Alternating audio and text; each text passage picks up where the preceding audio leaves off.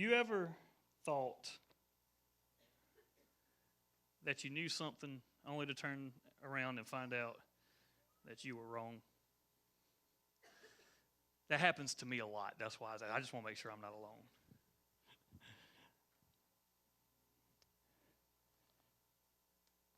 The most commonly quoted Bible verse in the world is John 3:16. And I guess since Tim Tebow came on the scene, Philippians 4:13 is trying to make a push, but we'll still go with John 3:16 for now. John 3:16 flows into John 3:17, obviously, and it says this. It says, "For God so loved the world that he gave his only begotten Son, that whosoever believes in him shall not perish, but have everlasting life. For God did not send his Son into the world to condemn the world, but that through him the world might be saved." Seems simple enough, right? So what in the world does the word saved mean? I mean, that's kind of important, right? If that is literally what God was wanting to do, what does it mean? Saved from what? Saved from who? Not your neighbor. Not your brother. Or your sister. Saved from who? What in the world is this word saved? It pops up over 100 times in the New Testament. No, we will not go and look at all 100 occurrences of this word, I promise. I know some of you were almost like, nope, that's it, I'm out. Just want to let you know, this is not a rare word. It's picked up and used a lot. Most of the time it's used in the Gospels. I want to show you a couple of different passages, and I want to unpack something for you that I believe if you can get, it will literally change your life. It will change how we look at God. It will change how we look at our day-to-day lives. It will change how we look at all the things that we deal with. So we're going to go to Luke chapter 19. I'm going to summarize this story for you because I want to hit on verse 10 the most. But in Luke chapter 19, we have the story of Zacchaeus, the tax collector. Now, the Bible says that Zacchaeus was a wee little man, kind of short. So most of us know the song. I will not be trying to sing the song for you. But he was a wee little man who was hated by everybody. Why? Because he was a tax collector. I will not tell you what the modern day equivalent is because my wife works for these modern day equivalents. So I will not tell you essentially what Zacchaeus was like. But basically, here's what Zacchaeus could do. As you came into town, Zacchaeus could look at you and go, I have to give $100 to Rome. Anything over $100, I get to keep. Y'all see where this is kind of starting to go. So Zacchaeus would come, and as you approach the thing in your little donkey and buggy, he would go, well, there's a $1 tax for each hoof. I'm going to charge you 50 cents for each spoke. That's $5 for each wheel. A $10 tax on the cart, $20 tax for your goods. You have 2 shoes, so I'm going to tax you 50 cents for both of those. I see that you have a stick. We'll make that a $2.50 tax, and your grand total comes to you might as well turn around and go home because you're not going to make any money. As you can see, Zacchaeus was hated for very good reason. He stole from people for his own personal gain. And he worked for the Romans, which were absolutely hated by his fellow Jews, and he was making a living, really a killing, off of his fellow Jews, all for the sake of Rome. They didn't like this guy. Needless to say, he did not get invited to many birthday parties. Or if he did, they demanded that he bring a gift. But he wanted to see Jesus, and Jesus was passing by. And because he's a short little man and nobody likes him, nobody was going to move out the way so he could see. And so he realized that the only option he had was to run ahead of Jesus in this big crowd, climb up in a tree, and be able to look over the people that hated him to see the Messiah. And it says when Jesus reached the spot, he looked up and said to him, Zacchaeus, come down immediately. I must stay at your house today. How about a plot twist and a half right there? You have the Son of God, the Holy of Holies, the great I am. He walks by, looks at the most hated man in the town, and says, hey, come down. I got to go stay at your house. And what we don't understand because of the culture kinds of this, we're like, oh, okay, well, that's just Jesus being Jesus. What he actually did is he took the most hated man in town and made him the most popular man in town because he used Zacchaeus to bring honor to the town. Oh, Zacchaeus is hosting this great rabbi. And it gets spread out, and Jesus stopped at this town, and it's all because of Zacchaeus. So he goes from zero to hero just like that. And it says he comes down at once and welcomed him with gladly. Why? Because I'm pretty sure he wanted a friend. Everybody in the world hates you, but God wants to come be with you. Listen to this. All the people saw this and began to mutter, he is going to be the guest of a sinner. Can't believe Jesus is going to be with this terrible, horrible servant of the Romans. But Zacchaeus stood up and said to the Lord, look, here and now I give half of my possessions to the poor, and if I have cheated anybody out of anything, I will pay back 4 times the amount. There's an encounter. Zacchaeus, desperate for companionship, climbs up in the tree to see Jesus. Jesus says, hey, come down. I got to be with you today. And he's like, yes, all right, this is awesome. All of a sudden, people start murmuring. Zacchaeus' dirty laundry gets aired out in front of Jesus. All of a sudden, the people who have disqualified Zacchaeus over and over and over again because of what he did and because of what his past was, they bring it up before God, and Zacchaeus' immediate response is, oh no, I can't lose the one who is coming to my house. And so his immediate response is, I'll make it right. I'll give half my possessions to the poor. I'll give back 4 times the amount I took from anybody. Desperate. I love this. Jesus said to him, today salvation has come to this house, because this man too is a son of Abraham. You think Zacchaeus knew that? I have the wonderful privilege of having my parents here. There's no doubt whose son I am. I know. I was not surprised today when they showed up. I was like, oh, Daddy! I even knew they were coming. It didn't come as a surprise to Zacchaeus that he's a son of Abraham. He's a child of Abraham. He's a descendant. That was for everybody else. You've been kicking your brother out all this time because you don't like what he did. And instead of restoring him back, you've been pushing him off. That statement was for the people. Hey, guys, he's included. He belongs here. Now watch this.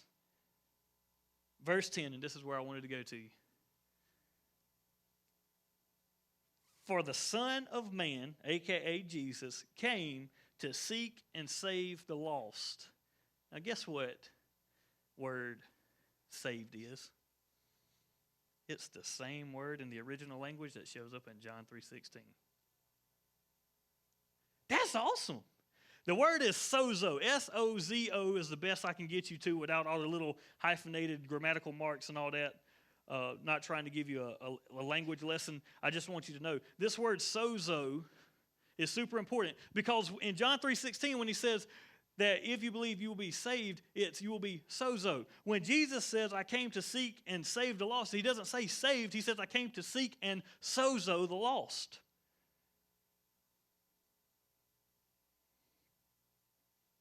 Here's my point. What did Zacchaeus need saving from? Was he just in danger of going to hell? And so Jesus came to save him? Kind of a funny way to get someone saved when he doesn't even mention hell or salvation or believing in anything. He simply says, hey, I need to come to your house today. See, Zacchaeus' problem was that he was alienated from society. He was an outcast. He needed someone to love him. He needed to be restored back into society. We'll see that again. Go ahead and go to the next slide.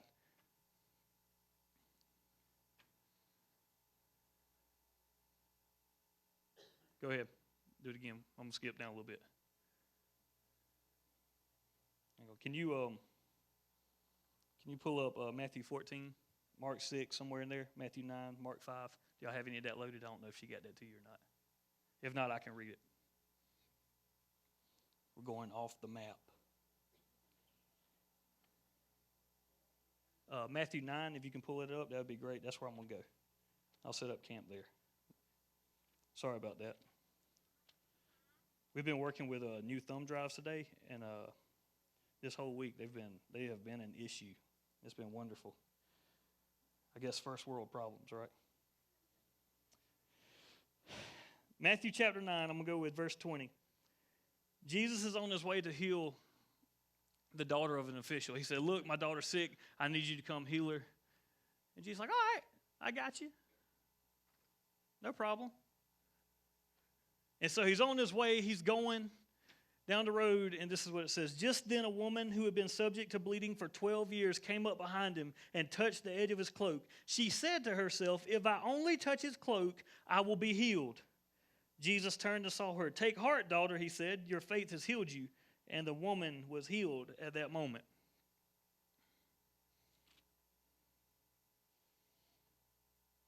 She said, let me show you what she really said. She said, if I only touch his cloak, I will be sozo. I will be healed. I will be saved. She wanted to be saved from hell? Was that her problem? If I could only touch his cloak, I'll be saved from eternal damnation with God. That's not what it said. She said, I'm so desperate for God. My situation and my circumstance is what I need saving from. I need you to heal me. I've tried everything. If we read the other accounts, it says she done wasted so much money on doctors, trying everything, medication after medication, going to people, didn't work. She had exhausted all her money, had no other option. She was desperate and broken, and she said, if I can touch the hem of his garment, I will be healed. That word healed is sozo, the very thing that Jesus said he came to do. To seek and to sozo, save, heal that which was lost. She didn't need Jesus to save her from hell. She needed Jesus to save her from her sickness. Sometimes I think we're more comfortable with Jesus saving us from hell than we are with Jesus saving us from our sickness.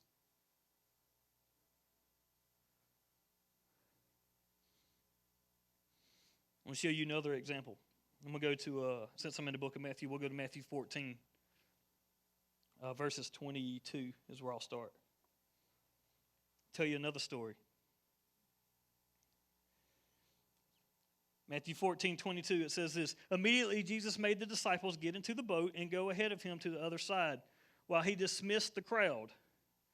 After he had dismissed them, he went up on a mountainside by himself to pray. Prayer is important. Later that night, he was there alone, and the boat was already a considerable distance from the land, buffeted by the waves because the wind was against it. Shortly before dawn, Jesus went out to them walking on the lake.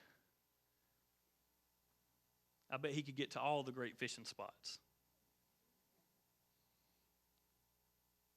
Walking on the lake. When the disciples saw him walking on the lake, they were terrified. It's a ghost, they said, and they cried out in fear, as they should. I've been fishing before. I've yet to see somebody just walking by and be like, hey, how you doing? Any luck today? If I did, I would probably get off the lake. Just being honest. But Jesus immediately said to them, take courage, it is I, do not be afraid. Lord, if it's you, Peter replied, tell me to come to you on the water. That's a good test to see if it's Jesus or not. Let me do what you're doing. Come, he said. Then Peter got down out of the boat, walked on the water, and came towards Jesus. But when he saw the wind, he was afraid and began to sink, cried out, Lord, save me, or better yet, Lord, sozo me. Peter just wanted to go to heaven, right? If you would like a real life illustration of this, we can go to Pastor John's house and get in his pool. I will take you to the deep end and we'll just hold you down and see what you really want. Do you just want to be saved from hell, or do you want to breathe? When Peter said, Lord, save me, he went down there going, I just don't want to die and go to hell. I just want you to be. He was like, please get me out of this because I'm about to die. Save me from my situation. Save me from my circumstance. And the beautiful thing is, Jesus said that's why he came.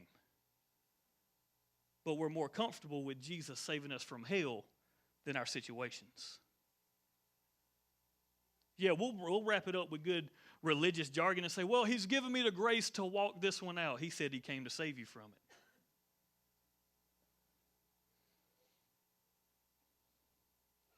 Peter needed to be saved from his situation, his circumstance. I'll jump back to Matthew 8. The book of Matthew's just got it all in there. Read you another story, Matthew 8, verses 28. Watch this. I love stories. I heard somebody say one time, I'll give you a chance to flip there if you're going there. He said, I think the greatest tragedy in the church today is the fact that we have lost the ability to find ourselves in the stories in the Bible. And I think that is so true. We have lost the ability to share in the testimony of the stories that we read. And so it just becomes, well, those were Bible characters, or that was just Jesus. And there's a disconnect that we can't relate to these people. Peter was a fisherman who cussed a lot, had an anger problem. James and John were hot-headed brothers. They got so mad out of town because they disrespected Jesus. They were like, burn it down, Jesus. Just burn the whole town down. Judas, we don't even want to get started on him. Ordinary people doing extraordinary things because they encountered God. Matthew chapter 8, verse 28. When he arrived at the other side of the region of the Gadarenes, that was tough. 2 demon-possessed men coming from the tombs met him. They were so violent that no one could pass that way. What do you want with us, Son of God? They shouted. Have you come here to torture us before the appointed time? Some distance from them, a large herd of pigs was feeding. The demons begged Jesus, if you drive us out, send us into the herd. He said to go. So they came out, went into the pigs, and the whole herd rushed down the steep bank into the lake. Those tending the pigs ran off, went to the town, reported it. All this, including what had happened to the demon-possessed men, then the whole town went out to meet Jesus. And when they saw him, they pleaded with him to leave their region. Now, here's the problem. That's a great story. It's also picked up in Mark chapter 5 and Luke chapter 8. And I want to show you in Luke chapter 8 why this story is so important. Listen to what he says. In Luke chapter 8, verse 26, he says, they sailed to the region. It starts out the same way, but it says this, he stepped ashore. He was met by a demon-possessed man from the town. For a long time, the man had not worn clothes or lived in a house, naked and homeless. But he had lived in the tombs. He lived in a graveyard. He dwelt among the dead. He was more comfortable being around dead people and silence than he was living people and community. When he saw Jesus, he cried out and fell at his feet, shouting at the top of his voice, "What do you want with me, Jesus, Son of the Most High God? I beg you, don't torture me." For Jesus had commanded the impure spirit to come out of the man. Many times it had seized him, and though he was chained hand and foot and kept under guard, he had broken his chains and had been driven by the demon into solitary places. This joker was the real deal. He was so messed up that they had to chain him up, and even the chains didn't hold him. This guy has some issues. Watch this. Jesus asked him, "What is your name?" "Legion," he replied, because many demons had gone into him, and they begged Jesus repeatedly not to order them to go into the abyss. We have the pigs again. He sends them into the pigs. When those tending the pigs saw what had happened, they ran off and reported it in the town and the countryside, and people went out to see what had happened. Now, here's why I want to read you this part of the story, because in the first account, they just come up, they're like, "Please get out of here." Why? Why are you asking Jesus to leave? Was it because of the pigs? No. Watch this. What scared these people the most was this. Now understand, you have this man. He's naked, living in tombs, can't be chained up. Cray cray. All right? Bad mamma jamma. Don't want to meet him in a dark alley.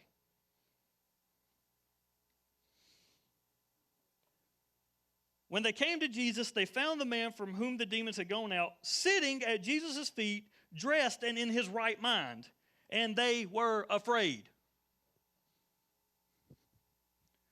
These jokers wanted the man that was naked, running around crazy in the tombs, over the man who was seated in his right mind at Jesus. This is what scared them. Not this. They weren't happy that Jesus did something. They were scared because the person who was identified by his situations and his circumstances and wasn't right was now made whole, and it freaked them out. And they said, you got to get up out of here.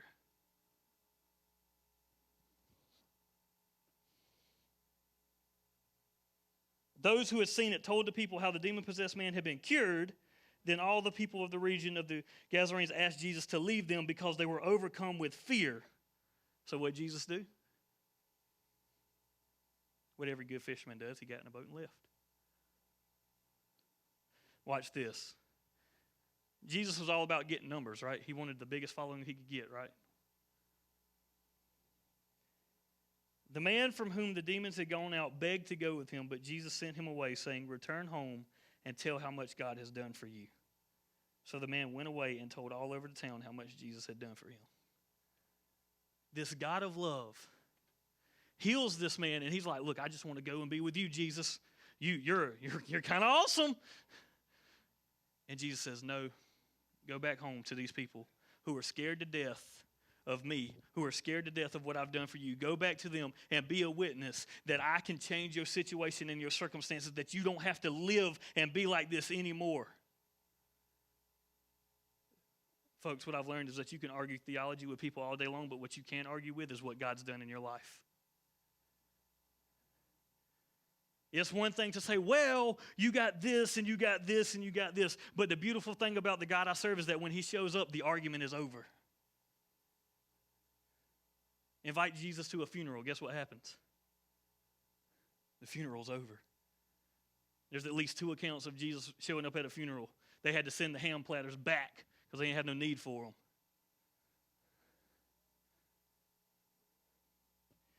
Okay, the fried chicken, okay? They sent the fried chicken back. We had ham, okay? Here's my point. Man was made well, sozo. Same word of what Jesus came to do. He came to seek and to sozo, to save, to heal, to deliver, to make whole, to restore that which was lost.